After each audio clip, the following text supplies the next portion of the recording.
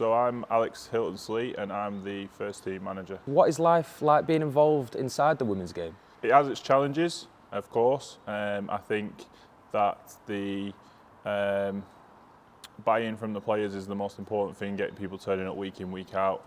That would be probably one of the biggest challenges, especially at this level, because it is more of an enjoyment level than a should we say competitive level. Even though you want to win every week on a Sunday and obviously give your best through the week, it's a case of turning up for the enjoyment of it rather than turning up because I'm contracted or I want to win. So that would probably be one of the biggest challenges. Also, obviously over recent years we've seen a growth because of the England team and how well the women's team have done.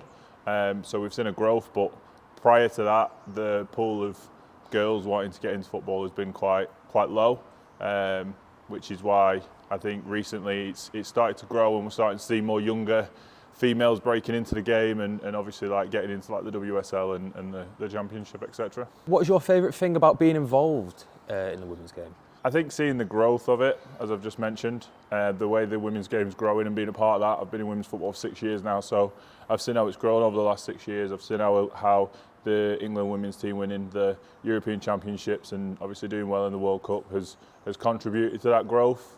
So for me, probably the best part of being in the women's game is being a part of the growth of it and helping to contribute to that in a positive way. How difficult is it having to balance managing and working on a daily basis? It has its difficulties. I think it helps that I'm quite an organised person in general, so I like to plan ahead. I think that's key, balancing obviously a full-time job and this, which at times can be a full-time job. Making sure you've got players available, making sure players have given the attendance, for example, to say who's going to be at training that week, who's available for the next game, managing the aspects of the next game and making sure you've made the contacts with the other team so everything's set up, making sure that everyone knows where they need to be and when they need to be there, making sure everyone understands the tactics, and then obviously planning for the session. So there's a lot that goes on around it. It's not just a case of turn up on a Tuesday, Thursday and Sunday and let's see what happens. There's a lot of planning that goes on in the background. I'd say I'm lucky with the team that I've got around me, both at my day job and here. I'm lucky that I've got supportive people around me. I've got people that understand their roles and know how to do their roles. So it kind of takes a bit of pressure off me there. But it has its difficulties. But I suppose when you're doing something that you really love doing, like football, for example, you kind of make those sacrifices and you take it on the chin and you work forward the best you can. So, what is your drive to turn up week in, week out and put the hard work in all the time? Football's what I love. Football's what I love, and to be honest, since I've been at Altrincham, getting to know the players, building that rapport has been a massive part. It's difficult at this level sometimes because we do have other jobs, we do have other things going on in life, and I think the thing that drives myself and certainly the other players, the players in the squad forward, is that this is almost like it's becoming sort of a family now, and we're very close as a team and as a unit. And to say I've only been here like 4 months, that's massive for us. So we move forward together, and that's really our mantra. So, as a male in the female game, why women's football? Well, to be honest, I've said this previously. I fell into women's football by accident. At the time when I was looking to get into coaching, Blackpool was the only place taking on Blackpool Women that was local to me. So that's where I went. They were taking on level 1 coaches, and then from Blackpool I moved to Chorley Women, and then from Chorley to Fylde, and then from Fylde to Burnley, and then from Burnley to here. So I've kind of just stumbled into women's football really. But I think when I went to university and I did my degree in sports coaching and performance, I studied about the women's body and about how it works and how they're more injury prone at certain times of the month, etc. And I found that really interesting. And then getting into the women's game and seeing the growth of it, it's a really exciting side of football to be a part of. I think in the men's game sometimes you can get a bit lost in sort of the financial side of it, whereas because there's not that much money in women's football at this moment in time, certainly at our level, it's more about the football on the pitch and more about the players. It's more about the grassroots side of football rather than worrying about how much money you've got coming in. What do you think is the biggest challenge that those involved in the women's game face today? I would say continuing the growth. Obviously, the women's game has grown massively over the last couple of years, and like I've said, that's partly due to the strength of the England national team. Obviously, we hope that their success continues. If it doesn't, how do we continue to grow the game? How do we continue to influence younger generations to come into the sport? I think that comes down to clubs like ourselves, local clubs, getting people in, getting bums on seats.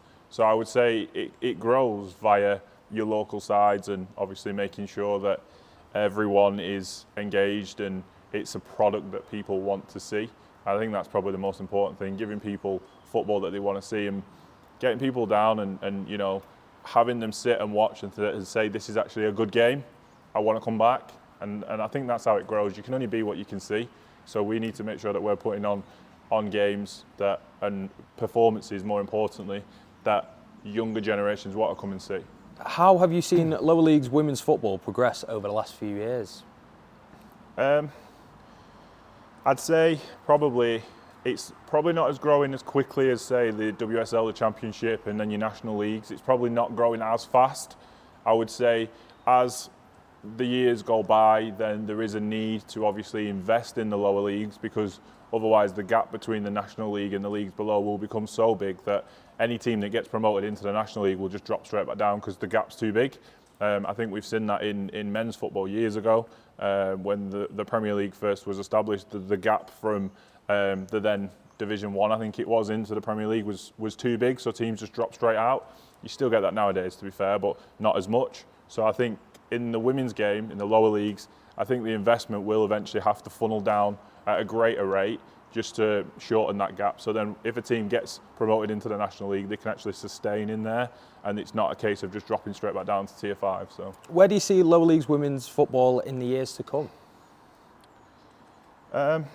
It's a difficult one to answer. Obviously, like, no one can really see into the future. Obviously, I would hope, like I've just said, that the gap between the Tier 4 and Tier 5, Tier 6 will get shorter, because then obviously it gives teams a better opportunity to grow and to get established at that National League standard, because that's where everyone wants to be.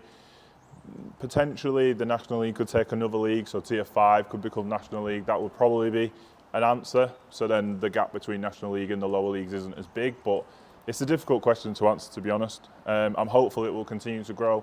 I'm hopeful we'll be able to continue to give opportunities to the girls like we've got in the team, because they deserve it. You know, they turn up every week, they give everything they've got, and ultimately, you know, we're very lucky that we've got a great group of girls, and I know there's plenty of teams in our league and the league above that are similar. So, how can people help grow the women's game? Come and watch it. Honestly, just turn up every week. We currently don't charge people to come and watch our games, so just coming and watching it, having that interest, because obviously the more people that watch the game, the more we'll get companies want to get involved in terms of sponsorship, because obviously then their brand's getting known.